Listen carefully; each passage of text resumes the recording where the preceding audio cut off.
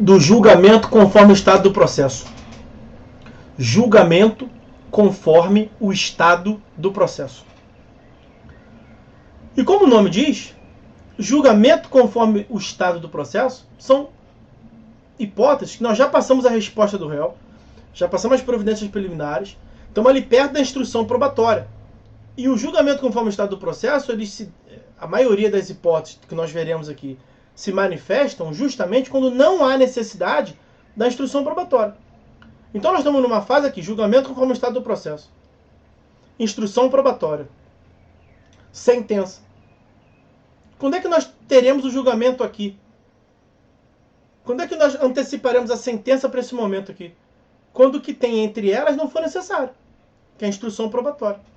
Por isso que é um julgamento conforme o estado do processo. É para o juiz julgar no modo como o processo se encontra. Julgamento conforme o estado do processo. São 3 institutos. 3 artigos. 354, 355, 356. Vou pegar o 354, o primeiro deles.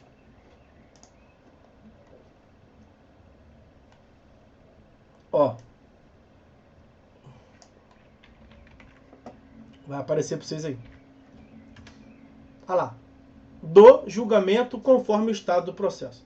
E eu costumo dizer, essa fase é como se fosse um diálogo do legislador para o juiz, dizendo assim, excelência, vê se não dá para julgar. Que tal, excelência? O processo já veio até aqui. As partes já alegaram a petição inicial e resposta. Já teve tentativa de autocomposição, não deu certo. O senhor já viu aqui as providências preliminares que tem que atutar e tá seguindo bonitinho aqui, beleza? Então agora, por que você não vê se já pode julgar de uma vez? Que aí poupa trabalho desnecessário. Para evitar a instrução probatória desnecessárias. Não segue com o processo não. Vê se já pode julgar. Quer ver? Vê ali no 354 se não tem nenhum vício insanável. Porque se tiver vício, o senhor já determinou a correção. E se o senhor verificar agora, determina agora a correção. Já vimos que qualquer momento que tiver uma irregularidade, o juiz pode determinar o suprimento, a correção. Mas se tiver um vício insanável, que esteja lá no artigo 485, 485, já para antecipar aqui uma análise da sentença, são as sentenças terminativas. São vícios que ensejam a extinção do processo sem resolução do mérito. Não é isso? Então, se você verificar esse vício insanável aqui, coloque fim ao processo logo de uma vez. É uma advertência que o legislador está chamando o juiz para pensar. E outra, se já tiver lá as hipóteses do 487 inciso 2º e 3º, já julga logo de uma vez. E quais são os casos do 487? 487 são as sentenças definitivas.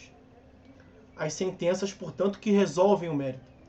Mas o julgamento de mérito por excelência é o inciso 1º. E veja que o inciso 1º não está ali. Ali está o inciso 2º, prescrição e decadência.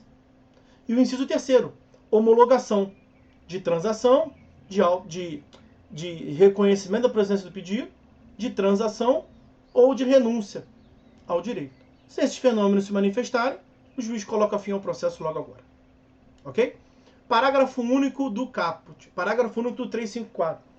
Interessante. Perceba que no 354 faz-se menção à sentença. Que o juiz vai colocar fim ao processo. Olha o nome, olha a epígrafe da seção. Da extinção do processo. E a sentença é a sentença é um ato apto. Pô, ato apto, essa altura é triste, né? A sentença é um pronunciamento apto a gerar a extinção do processo. 203, parágrafo 1º, como já mencionamos aqui algumas vezes. Mas olha o que o parágrafo único diz. A decisão a que se refere o caput, que aplica o 485 ou 487, essa decisão pode dizer respeito a apenas uma parcela do processo, caso em que será impugnável por agravo de instrumento. Por que será impugnável por agravo de instrumento? Porque é uma decisão interlocutória. O parágrafo único do 354 se refere a uma decisão interlocutória, não é uma sentença. Por que não é uma sentença? Porque não resolve todo o objeto do processo. Pensa numa demanda que tem dano material e dano moral. E o dano material tem coisa julgada. Mas o dano moral não. O dano moral não foi julgado antes. O que o juiz pode fazer? Proferir uma decisão interlocutória, colocando fim à demanda do pedido 1. São demandas distintas, né? Para cada pedido, uma demanda. Quais são os elementos da demanda? Partes, causa de pedir, pedido. Para cada pedido, uma demanda. Então, quando nós temos cumulação de pedidos na petição inicial, tecnicamente nós temos várias demandas juntas. Um processo só para várias demandas. Mas falamos disso várias vezes aqui. A reconvenção, por exemplo, é isso. E pedidos cumulados também gera cumulação de demandas. O que o parágrafo único do 354 está dizendo? Se tem coisa julgada sobre uma parcela, coisa julgada é um exemplo que eu estou dando, né? Se tem causa para julgar extinto o processo, ou se tem homologação, você tem autocomposição sobre uma parcela do que foi pedido, você resolve aquilo e prossegue quanto ao que não está resolvido. Quanto ao que ainda precisa de instrução probatória. Se você resolveu pelo 485 ou pelo 487, inciso 2º e 3º, uma parcela do pedido, uma parcela do objeto do processo, isso não é, naturalmente, sentença, porque não vai colocar fim ao processo. Tá? Importante isso. Então o juiz pode, no curso do processo, proferir decisão com base no 485 ou no 487, inciso 2º e 3º.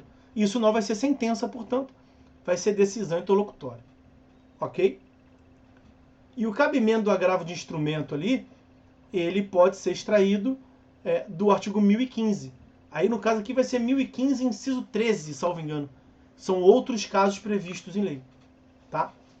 Pois bem, vamos seguir. Já está quase na hora de acabar. O segundo julgamento antecipado, o segundo julgamento conforme o estado do processo, é o julgamento antecipado do mérito. No julgamento antecipado do mérito, o juiz resolve por sentença. A sentença que ele proferiria no final, ele antecipa para essa fase, como nós vimos. Por quê? Porque o que separa um do outro é a instrução probatória. E o caso vai revelar que não precisa de instrução probatória. Uma das hipóteses nós já estudamos, que é o efeito processual da revelia. Não precisa de produção de prova, por quê? Porque vai julgar com base em presunção. É o 355, inciso 2º. Mas vamos olhar de novo. Ah lá, do julgamento antecipado do mérito. O juiz julgará antecipadamente o pedido, proferindo sentença com resolução de mérito, quando? Veja que é sentença com resolução de mérito. Artigo 487, inciso 1º. É a hipótese clássica de julgamento de mérito. Quando não houver necessidade da produção de outras provas aí. De outras provas. O juiz já tem elementos suficientes para julgar. Então, se ele já teve alegações das partes, petição inicial e resposta, e réplica. Se ele já viu provas suficientes, já está convencido, lembra da classificação da cognição? Juízo de certeza? Se ele já tem certeza, para que vai percorrer uma fase de instrução probatória à toa, indevidamente? Aí, naturalmente, julga agora. Então, 355, inciso 1º, o juiz vai julgar antecipadamente com base em provas. Tem provas suficientes. 355, inciso 2º, o juiz vai julgar antecipadamente o mérito quando o réu for revel, ocorrer o efeito previsto no 344, efeito material da revelia, presunção de veracidade, e o réu não tiver corrido para aparecer com provas contrapostas, como está no artigo 349 e nós vimos aqui. Então, 355, inciso 2º, o juiz julga antecipadamente o mérito com base em presunção.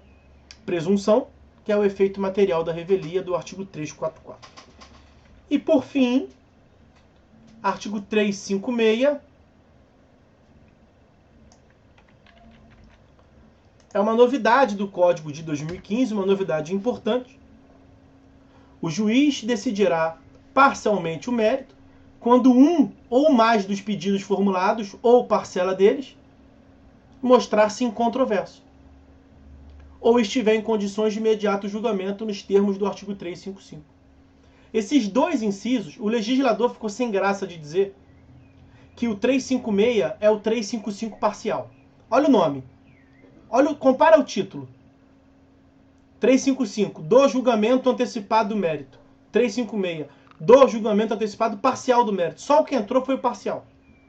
O que orienta o 355, nós acabamos de ver? O juiz antecipa o mérito por desnecessidade da instrução probatória. 356. O juiz antecipa o julgamento do mérito quando mostrar incontroverso. Lembra do 374 que nós estudamos aqui?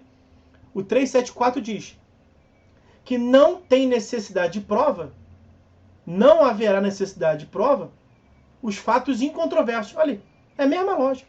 O legislador ficou sem jeito de dizer. Inciso 2º. Quando estiver em condições de imediato julgamento. Mas quando que está em condições de imediato julgamento? Quando não precisa de provas. Então, o que orienta o 355 e 356 é a desnecessidade da instrução probatória. O juiz vai antecipar o julgamento final. A diferença do 355 para o 356, como eu lhes disse, é que no 356 nós teremos um julgamento parcial do mérito. Dito de uma outra forma, não vai julgar o mérito todo. Se não vai julgar o mérito todo, pode ser sentença? Não, uma decisão interlocutória. O 356 é uma decisão de mérito. Atenção aqui, é uma decisão de mérito. O juiz julga procedente o pedido, por exemplo. Só que você formulou 2 pedidos. O juiz está julgando procedente porque ele está absolutamente convencido do pedido 1. Dano material. Está provado. Prova documental, dano material sofrido. Mas o dano moral não está provado. O dano moral, o juiz quer a instrução probatória ainda. Quer uma perícia, se for o caso, quer uma testemunha. Aí tem que prosseguir com o processo. Mas veja, ele não precisa prosseguir com o processo para lá na sentença julgar tudo. Se ele já se convenceu, nesse momento, quanto a um dos pedidos, ele julga aquele pedido. É uma decisão interlocutória, mas é uma decisão interlocutória sobre tutela definitiva. Uma decisão interlocutória sobre tutela definitiva. Porque ele tem juízo de certeza. Ele tem juízo de certeza. Tá? Então é importante. Faz coisa julgada material. É decisão de mérito. Né? Gera a indiscutibilidade própria lá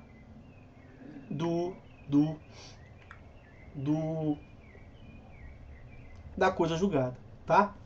Então, meus amigos, é isso que tínhamos para falar.